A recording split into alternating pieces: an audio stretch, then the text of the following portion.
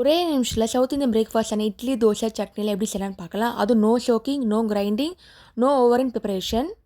இதுக்காக கிரெயின்லேருந்து idli batter powder வாங்கியிருக்காங்க. தண்ணி ஆட் பண்ணல போதும், மாவு ரெடி ஆயிரும். இதுக்கு நீங்கள் 1 கப் மாவு எடுத்துக்கோங்க, 1/4 கப் தண்ணி ஆட் பண்ணிக்கோங்க. நல்லா மிக்ஸ் பண்ணிங்கன்னா மாவு ரெடி ஆகிடுச்சு. இப்போ ஒரு இட்லி குண்டா எடுத்துக்கலாம். மாவில் பார்த்தீங்கன்னா நேச்சுரல் ப்ரோபயோட்டிக்ஸாக இருக்குது. No added flavour, no added preservative, no artificial colours. போரிங்கான பிரேக்ஃபாஸ்ட் சமையலுக்கு ஈஸியான கிரேஸ் அண்ட் கிரெயினை யூஸ் பண்ணுங்கள். இப்போ மாவு ஊற்றியாச்சு. இப்போ குக்கரில் வைக்க வேண்டியதுதான். ஒரு பேக்கெட்டுக்கு 1.5 லிட்டர் மாவு வரும் வரைக்கும் வருங்க. இட்லி பருவம் சாஃப்டாக பஞ்சு மாதிரி வந்துருச்சு.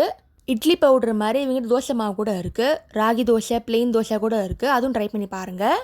இப்போ இட்லி ரெடி ஆகிடுச்சு. அதுக்கு தொட்டு சட்னி செய்யலாம். சட்னி பவுடர் எடுத்திருக்கேன்.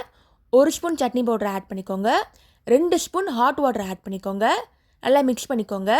ஒரு சூப்பரான சட்னி ரெடி ஆகிடுச்சு. நான் யூஸ் பண்ணது ரெட் சட்னிங்க. இதே மாதிரி நிறைய வகை சட்னி கூட வச்சுருக்காங்க. தோசை பேட்டர் பவுடர் கூட இருக்குங்க.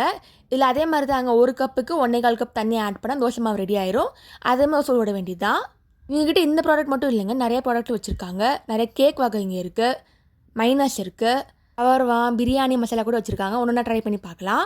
இதே மாதிரி நிறைய ஃபுட் பிளாக் வீடியோஸ் போட்டிருக்கேன், அதையும் மறக்காமல் செக் பண்ணி பாருங்கள். தேங்க்ஸ் ஃபார் வாட்சிங். லைக் பண்ணுங்கள், ஷேர் பண்ணுங்கள், சப்ஸ்கிரைப் பண்ணுங்கள்.